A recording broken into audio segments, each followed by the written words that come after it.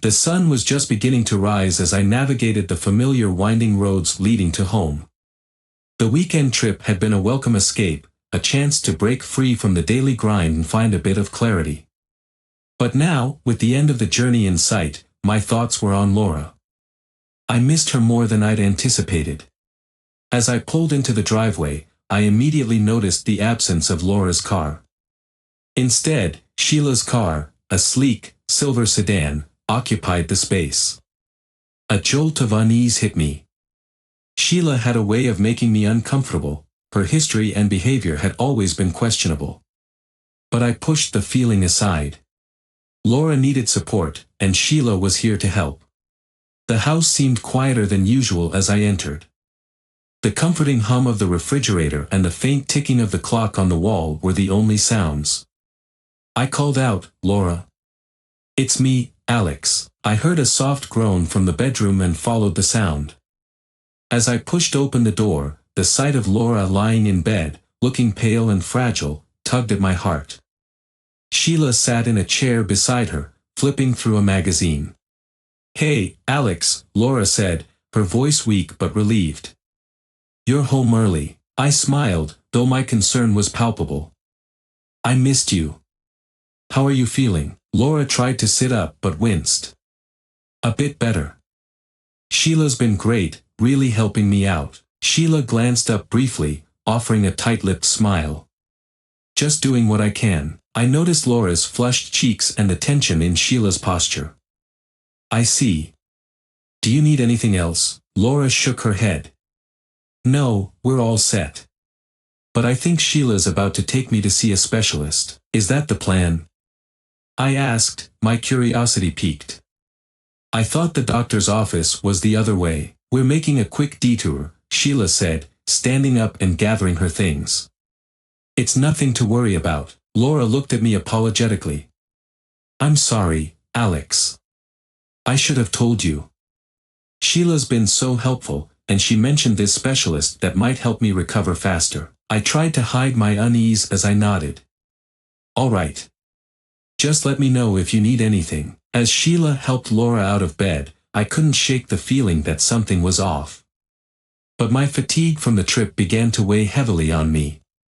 "I'm going to head to bed," I said, my voice betraying my exhaustion. "If you need anything, just call." Sheila offered a reassuring smile. "We'll be fine.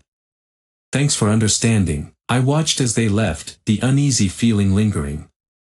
The house seemed emptier in their absence. I tried to push the feeling aside, telling myself it was just the exhaustion talking. Little did I know, that feeling was only the beginning of a much larger storm. The days following Laura's departure with Sheila blurred into a monotonous routine. My days were spent in the study, surrounded by papers and the hum of the computer, trying to focus on work as a means of escape. I had resolved to keep my distance from Laura to avoid catching her illness, but the more I avoided her, the more I felt a growing disconnect. I'd bring Laura meals, soups, teas, and the occasional fresh fruit, leaving them outside her bedroom door. Each time, Sheila would be there to receive them, her smile as practiced as ever, but I couldn't ignore the slight edge in her demeanor. It felt like she was always just a bit too interested in my interactions with Laura. One afternoon, as I was organizing some files, the sound of laughter from the bedroom caught my attention. I frowned, pausing to listen. Laura's laughter, light and genuine, was followed by Sheila's deeper, more knowing chuckle. It was unsettling, a reminder of the growing tension between us. I decided to check in. I knocked softly on the door. "Laura?" "It's me. I brought you some more tea. Come in." Laura's voice was faint but warm. I opened the door and stepped inside, offering a tray of herbal tea and some crackers.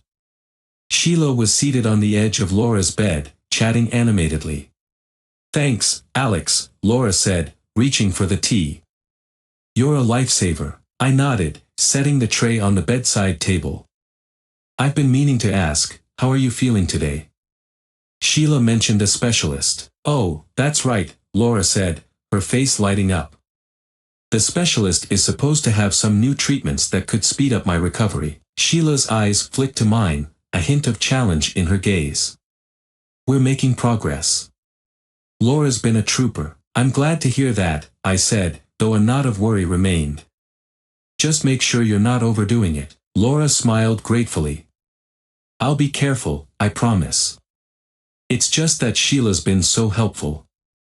It's been nice to have someone around." I couldn't shake the feeling that Sheila was overstaying her welcome. I forced a smile, nodding. "Well, I'm heading back to the study. If you need anything, let me know." As I walked out, I could feel Sheila's eyes on me, a silent challenge hanging in the air. I closed the door behind me, trying to push away the sense of discomfort. But it only grew stronger as the days went by. That evening, as I was preparing dinner, I heard the front door open and close. Sheila's voice drifted through the house, a little too cheerful. "Alex, I brought some magazines and a new puzzle for Laura," Sheila called out as she entered the kitchen. I turned, forcing a polite smile. "Thanks, Sheila. I'm sure she'll appreciate it." Sheila placed the items on the counter, her demeanor almost too eager. "I've been thinking of ways to keep her entertained and positive. It's important for her recovery." "Right," I said, my mind still focused on the lingering unease. "I just hope she's not pushing herself too hard." "She's been great," Sheila said with a hint of defensiveness. "You know how it is, she needs something to keep her spirits up." I tried to focus on dinner, but the conversation left a bitter taste in my mouth. Sheila's attempts to be overly helpful were starting to feel invasive. The more I saw of her, the more my unease grew, but I couldn't shake the feeling that I was losing touch with Laura and that the lines of trust and honesty were becoming increasingly blurred. As I served dinner, the silence between Sheila and me grew heavier. It was clear that her presence was a constant reminder of the uncertainty and betrayal that seemed to be lurking just beneath the surface. The house, once a place of comfort, now felt like a battleground of unspoken tensions and unresolved issues. The days following Sheila's inappropriate advance were clouded with confusion and anger. I couldn't shake the feeling that something was fundamentally wrong.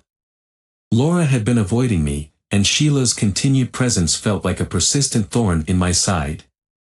The house had become a place of tension and unease, and I was desperate for answers.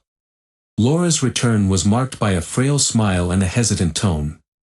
She looked more tired than before, her illness clearly taking its toll. I found her alone in the living room, attempting to rest on the couch with a book in hand. Sheila was nowhere in sight, which only added to my growing anxiety. "Laura, we need to talk," I said, my voice firm but restrained. I was determined to get to the bottom of what was going on. Laura looked up, her eyes weary. "What's wrong, Alex?" "I can't keep ignoring this," I said, pacing slightly. "Sheila's behavior has been unsettling, and I need to know why she's been so involved." Laura's face fell. "I'm sorry you feel that way. Sheila's been trying to help, and I've been too weak to do much." I crossed my arms, trying to keep my voice steady. "It's not just that. I caught her trying to seduce me. She said it was because she was waiting for me." Laura's eyes widened in shock, and she looked away. "I didn't know she would. Sheila's actions make me think there's more to this than just her helping out," I continued, frustration seeping into my voice. "I need to understand what's going on. Why is she here, and why is she trying to come between us?" Laura took a deep breath, her shoulders slumping as she finally met my gaze. "Alex, there's something I need to tell you. Sheila's been part of a bigger plan, one that I didn't want to admit until now." My heart raced. "What plan?" Laura hesitated, tears welling up in her eyes. "Sheila was trying to catch you cheating. She wanted to expose an affair, but not for the reasons you might think." "What are you talking about?" I asked, the confusion mounting. Laura took a deep breath, her voice trembling. "I've been unfaithful, Alex. Sheila knew about it and wanted to use the situation to make it look like you were the one at fault. She thought it would shift the focus away from my own betrayal." The room seemed to close in around me. I stared at Laura, my mind struggling to process her confession. "So Sheila's manipulation was just a cover-up for your infidelity?" Laura nodded, tears streaming down her face. I didn't know how to come clean, and I didn't want to lose you. I was hoping if you found out about the affair, it would justify Sheila's actions and distract you from what I've done. I felt a wave of anger and hurt wash over me. So all this time, while I was trying to keep a distance and protect you, you were involved in your own betrayal. And Sheila's behavior was just a smokescreen for your lies. Laura looked down, ashamed. I'm sorry, Alex. I know I've messed up, and I don't expect you to forgive me. But I needed to be honest. I took a deep breath, trying to calm the storm inside me. I need some time to process this. I can't be around you right now. Laura's face crumpled, her sobs echoing through the room. Please, Alex. Don't leave like this. But I was already walking away, the weight of her confession hanging heavy on my shoulders. The house, which once felt like home, now seemed like a battleground of shattered trust and broken promises.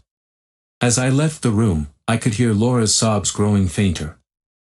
My mind was reeling from the revelation, struggling to come to terms with the depth of the betrayal.